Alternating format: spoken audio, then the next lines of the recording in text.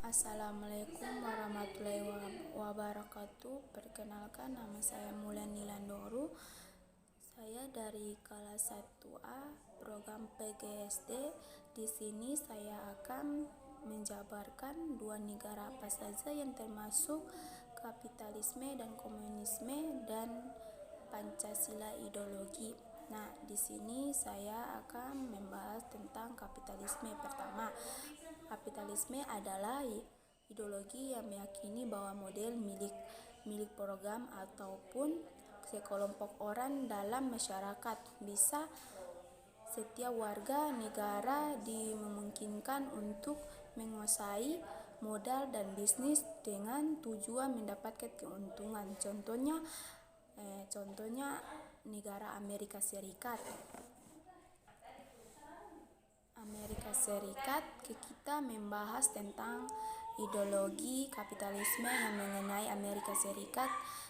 Nah, maka pastinya negara yang akan terpikir pertama kali oleh karena itu ia negara Amerika Serikat.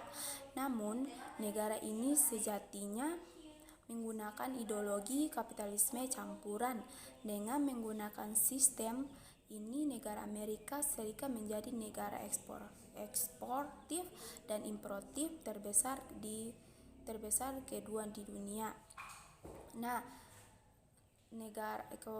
komunitas utama ekspor dari negara Amerika Serikat ialah bahan-bahan kimia. Keberadaan dalam ideologi Pancasila di negara ini tidak terlepas dari kondisi yang dimiliki oleh Amerika Serikat, merupakan negara sangat luas yang memiliki bahan-bahan kimia untuk mengimpor barang-barang ke tempat yang lain. Nah, itulah negara Amerika yang terbesar kedua dunia dan kepada negara-negara lain. Dan ada juga negara Inggris. Negara Inggris merupakan negara yang terhitung memiliki perekonomian terbesar di dunia sama seperti dengan Amerika Serikat. Inggris juga menggunakan ideologi kapitalisme campuran. Artinya, sekalipun yang banyak menguasai kegiatan perekonomian adalah sektor swasta, namun memperlakukan pajak kompetitif turut serta dalam meningkatkan meningkatkan sosial bagi rakyat Indonesia. Nah, dengan adanya pembiayaan dalam sektor pajak tersebut, maka tujuan pembangunan nasional dari negara Inggris dapat lebih mudah dicapai. Contohnya kayak begini, termasuk negara industri yang lebih besar sama juga dengan negara Amerika Serikat. Mereka bertujuan untuk membangun perusahaan atau apa gitu dalam sektor swasta, namun pemberlakuan pajak itu kompetitif turun serta dalam meningkatkan kesejahteraan sosial bagi rakyat negara tersebut. Nah, dan ada di sini ada juga negara komunisme. Komunisme itu ada juga negara. Nah, masuk di komunisme. Komunisme merupakan salah satu ideologi yang ada di ilmu politik dengan ekonomi. Ideologi ini mulai muncul di perkembangan sekitar tahun 1880-an. Nah, komunisme merujuk pada gerakan sosial politik yang dulu pernah terjadi di Prancis. Konsep ideologi komunis merupakan ide negara tanpa kelas. Ada di sini juga definisi ideologi komunisme. Dalam bahasa Inggris, komunisme disebut communism dari Encyclopedia Britannica. Komunisme merupakan doktrin politik serta ekonomi yang bertujuan untuk menggantikan pemilihan pribadi menjadi kepemilikan publik dengan kontrol komunal yang setidaknya mencakup alat produksi utama menggunakan sumber daya alam. Nah, di sini ada juga negara-negara yang termasuk dalam komunisme, yaitu di sini juga ada negara-negara yang termasuk paham komunisme. Di sini satu contohnya negara Cina. Negara Cina merupakan komunis mulai diterapkan di negara tirai bambu sejak Mao Zedong menguasainya di tahun 1949 dalam mengganti nama negara menjadi Republik Rakyat Cina. Sejak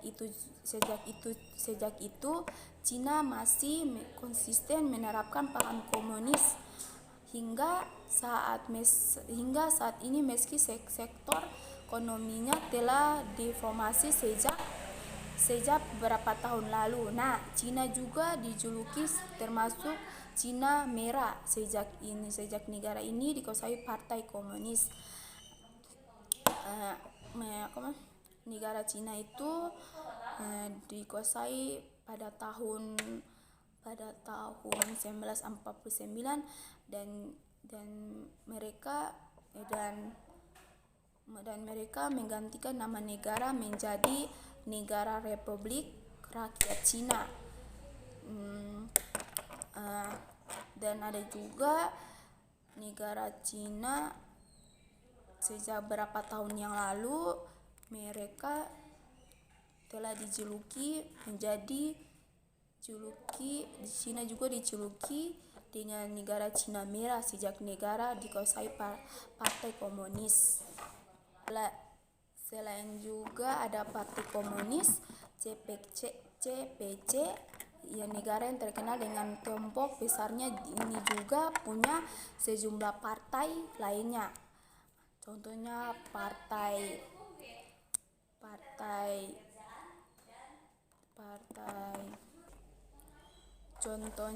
Partai Golkar yang mereka ini menjadi yang terbaik itu karena sampai mereka membawa orang-orang yang tidak dikenal untuk mereka menang, kayak melawan atau gimana gitu tuh. Jadi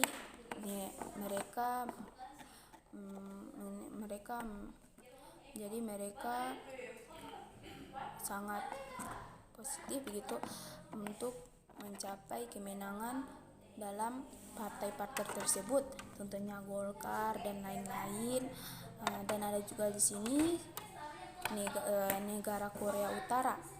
Di sini juga ada Korea Utara. Nah, Korea Utara diusai dijajah Jepang dalam Perang Dunia Kedua. Korea terpecah lantaran bagian utara dikuasai Rusia. Nah, sedangkan selatan dikuasai Amerika Serikat. Pada saat itu tak ada yang mengira perpecahan ini akan berlangsung lama, bahkan hingga saat ini. Begitu juga Korea Selatan menyatakan kemerdekaan Korea Utara cepat-cepat meniru jejaknya dengan mendeklarasikan kemerdekaannya di tahun 1948, didukung oleh Rusia. Namun juga pemimpin komunis Kim Kedua Sun diangkat jadi pemimpinnya. Maka meski begitu, negara-negara ini enggan dianggap menjadi komunis. Mereka berkeras menggalakkan pengangkut paham mereka sendiri yang disebut Jose kementeriannya. Nah, ini negara Korea Utara itu mereka telah dijajah oleh negara Jepang di dalam Perang Dunia Kedua. Dan ada juga terpecah dalam lantaran bagian utara dikuasai oleh Rusia. Rusia, sedangkan Amerika Serikat Amerika Serikat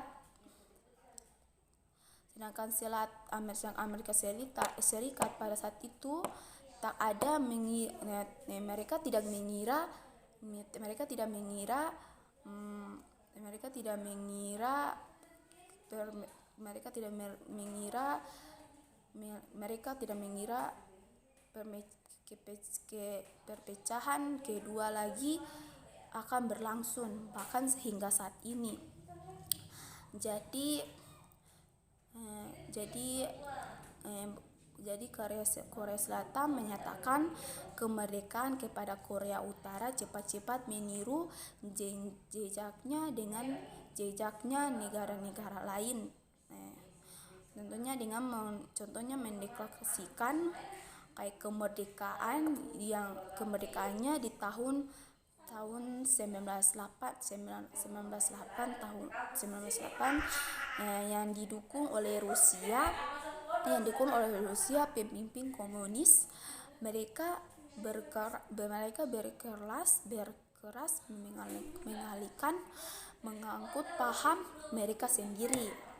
Nah, dan ada juga di sini saya akan menceritakan sedikit saja tentang ideologi Pancasila.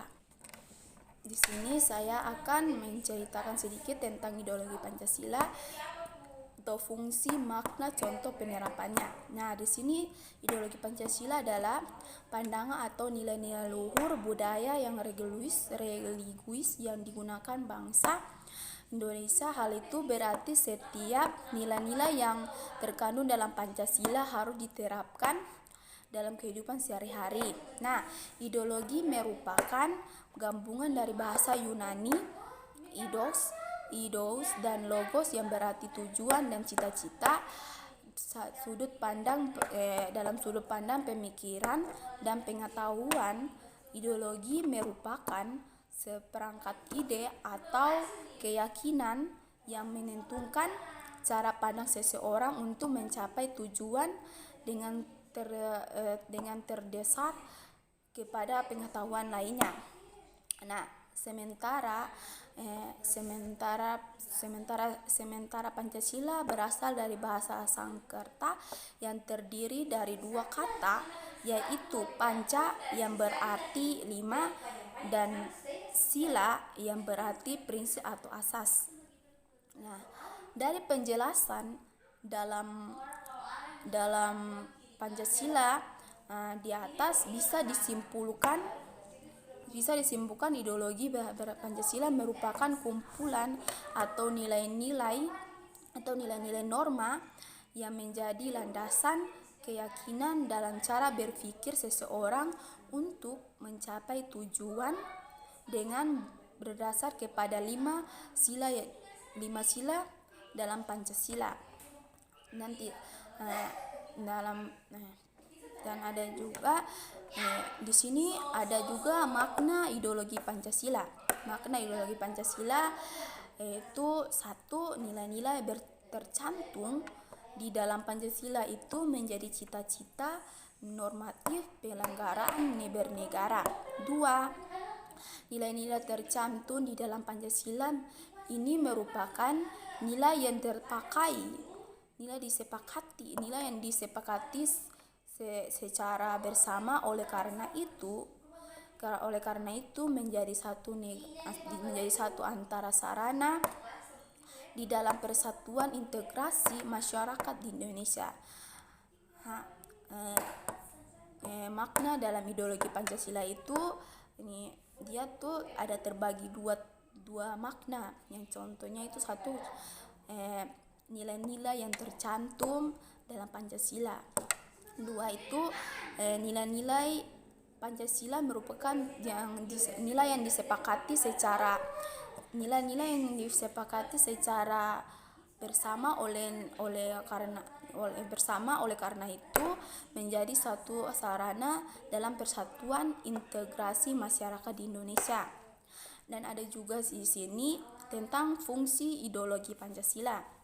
Nah, 1, sarana persatuan bangsa Indonesia yang berkukuh dan melihara kesatuan persatuan Indonesia. 2. Membimbing dan mengarahkan bangsa Indonesia untuk mencapai tujuan.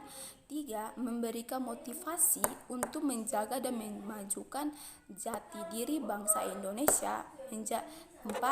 Menjadi pedoman hidup bangsa Indonesia untuk menjaga keuntungan negara. Di sini kan ada 4 fungsi ideologi Pancasila. Nah, kayak contohnya begini. Dalam sarana bangsa Indonesia itu kan harus bersekuku dan memelihara kesatuan dan persatuan. Tidak mungkin tidak memelihara, kan? Jadi akan jadi bagaimana gitu. Dan juga ada membimbing. Contohnya membimbing seseorang kan harus membimbing untuk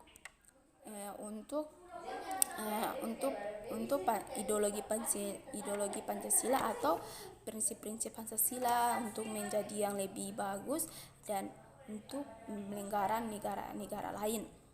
Dan juga ada nilai-nilai untuk memberikan motivasi untuk orang lain, lah, supaya mereka tahu apa itu menjaga dan menunjukkan diri untuk bangsa yang Indonesia. Nah, atau pedoman bangsa Indonesia menjaga keutuhan negara. Tidak mungkin cara ada keutuhan negara dalam Pancasila kan ada 5 sila. 1. Ketuhanan yang Maha Esa. 2. Kemanusiaan yang beradab. 3. Persatuan Indonesia. 4. Kerakyatan yang berhikmat. Kemudian dalam persematan perwakilan ketuhanan yang Maha Esa. Kan ketuhanan Maha Esa itu ketuhanan yang Maha Esa. Tuhan kan itu Allah kita. Jadi kita harus taat kepada Tuhan untuk menjaga kebersamaannya atau apa. Nah, di sini ada contoh ideologi Pancasila. Sila pertama, contoh menerapkan ideologi Pancasila. Pada sila pertama adalah memberikan kebebasan untuk memeluk agama. Jadi negara tidak pernah memaksa seseorang untuk memeluk satu negara agama tertentu. Nah, sila kedua adalah saling menghormati sesuai adab, ketimuran dan sesuai dengan sila-sila kedua dari Pancasila. Nah, merupakan contoh dari sila kedua itu. Itulah mengapa masyarakat Indonesia, contohnya masyarakat Indonesia harus wajib untuk saling memiliki rasa hormat kepada orang lain, antar individu ataupun kelompok. Nah, kita harus menghormati orang-orang, tidak boleh kayak membenci orang, atau kayak contohnya orang tua, kita kan harus menghormati mereka. Nah, dan ada juga itu sila ketiga contohnya Pancasila diambil sila ketiga. Nah, sila ketiga adalah selalu mementingkan kepentingan golongan dibandingkan dengan kepentingan individu. Kayak contohnya sila ketiga itu kan mementingkan kepentingan golongan orang daripada kepentingan individu. Sila keempat adalah ideologi Pancasila menuntut masyarakat untuk bermusyawarah dalam memutuskan atau memberi solusi dari suatu masalah yang saat terjadi. DP tujuan diadakan bermusyawarah. Bermusyawarah ini adalah mendengar dan memutuskan jalan keluar dari satu masalah sehingga tidak ada pihak yang merasa kerugian. Contohnya kita harus ada musyawarah dalam contohnya kayak ada bermasalah, harus ada bermusyawarah untuk tidak ada perkelahian gitu. Jadi kita harus kerjasama dalam memutuskan jalan keluar untuk masalah kita masalah kita selesai dan merasa hingga tidak ada pihak yang merasa kerugian untuk yang lain-lain. Sila kelima itu ideologi Pancasila yang terakhir adalah bersikap adil dalam memutuskan suatu permasalahan. Kita harus bersikap adil dalam memutuskan suatu permasalahan yang lain. Kita harus adil dalam apa saja. Jadi di sini saya akan di sini lagi ada tentang tujuan ideologi Pancasila. Tujuan ideologi Pancasila itu menghadaki seluruh rakyat Indonesia untuk memiliki sikap religius, memeluk agama sesuai dengan keyakinan kepada Tuhan Yang Maha Esa, menamakan dan menjunjung tinggi rasa saling menghargai yang menghormati tentang HAM atau hak asasi manusia, menciptakan bangsa yang nasionalis dan menambahkan rasa cinta tanah air kepada seluruh rakyat Indonesia tanpa kecuali. Ada juga menciptakan bangsa Indonesia yang demokrasi, yaitu mendahulukan kepentingan umum untuk kesejahteraan bersama. Di sini ada juga definisi ideologi Pancasila. Definisi ideologi Pancasila yaitu satu, definisi idealisme adalah suatu dimensi ideologi Pancasila yang terkandung di dalam landas dasar negara, sehingga dimensi ideologi memberikan harapan bagi kehidupan masyarakat bangsa ke arah yang lebih baik. Dan ada juga dua dimensi realita. Dua dimensi realita di sini adalah suatu nilai-nilai yang terkandung di dalam ideologi Pancasila untuk dilaksanakan atau diamalkan dan dalam kehidupan nyata. Dimensi realita ini menuntut setiap orang untuk berperilaku sesuai dengan landasan negara, yakni Pancasila adalah kehidupan masyarakat. 3. Dimensi fleksibilitas. Dimensi adalah suatu kemampuan ideologi yang termasuk untuk menyesuaikan diri dalam mengurangi dengan perkembangan kehidupan, menyukai diri dan mengurangi dengan perkembangan kehidupan sosial Indonesia. Di sini saya akan ada saran atau kesimpulan untuk tentang ideologi Pancasila. Ideologi Pancasila, kita sebagai bangsa Indonesia memiliki ideologi. Pancasila harus memahami apa arti dari Pancasila itu sendiri. Seperti kata I.R. Soekarno, Pancasila adalah isi jiwa bangsa Indonesia. Maka dari itu Pancasila sebagai pandangan hidup satu bangsa dengan dasar negara Republik Indonesia. Pancasila telah melekat dan mendarah dingin pada masyarakat Indonesia. Maka masyarakat Indonesia menjadikan Pancasila sebagai pedoman hidup ataupun menjadikan Pancasila sebagai perjuangan utama oleh masyarakat bangsa Indonesia. Ideologi Pancasila harus memahami arti apa itu Pancasila itu sendiri. Kata I.R. Soekarno, itu Pancasila adalah isi jiwa bangsa Indonesia. Dan ada juga yang menyadari bahwa di atas banyak sekali kesalahan jauh dari kesempurnaan memperbaiki tersebut dengan pedoman pada banyak sumber daya bertanggung jawab. Kami akan di situ adalah menjunjung tinggi untuk mengamalkan sila-sila Pancasila. Saran itu adalah materi di sini saya akan masuk dengan lagi yaitu kapitalisme.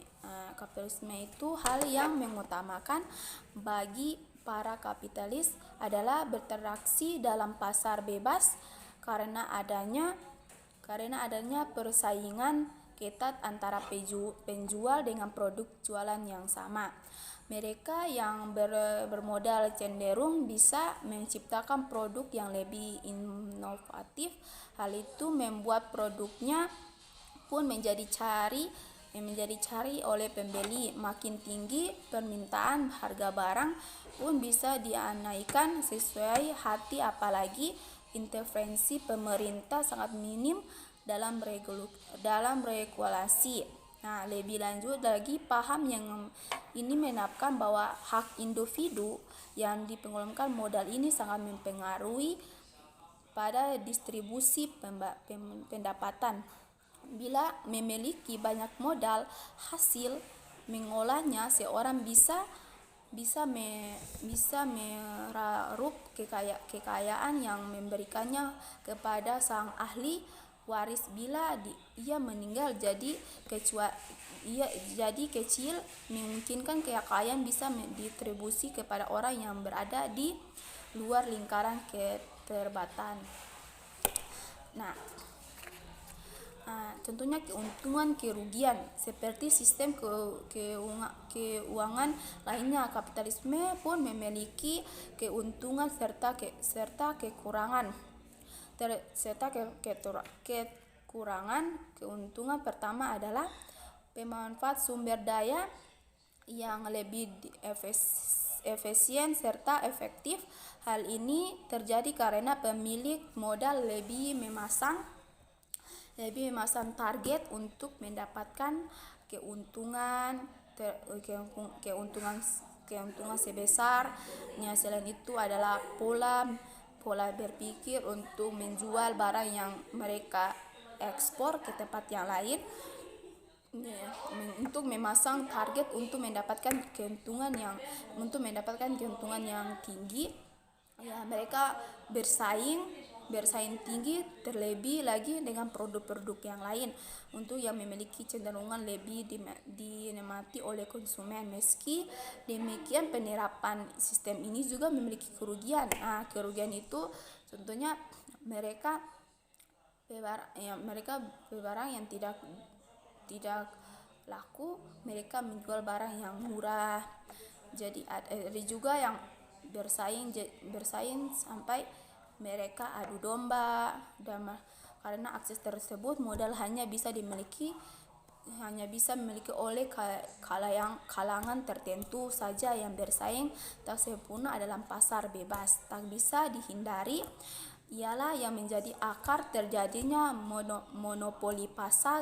Selanjutnya, sistem kapitalis yang mengakibatkan pengusaha hanya berpotensi pada uang semata, sehingga masalah-masalah lain seperti kesejahteraan pekerja ataupun terpakaian dampak buruk. Selanjutnya, hal yang dihadapi adalah terancamnya kelestarian sumber daya alam, karena pemilik modal memasang target keuntungan besar dan eksploitasi sumber daya alam akan dilakukan dalam skala besar tanpa memikirkan aspek selanjutnya.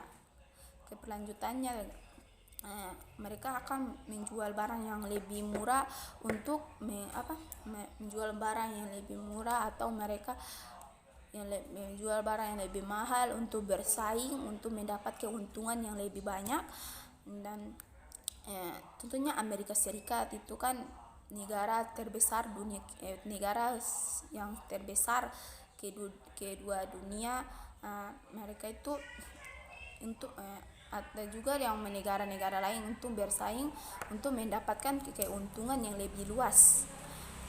Di situ saya untuk mendapatkan keuntungan yang luas. Jadi mereka bersaing untuk mendapatkan yang lebih terbaik. Oke, sekian dan terima kasih. Wassalamualaikum warahmatullahi wabarakatuh.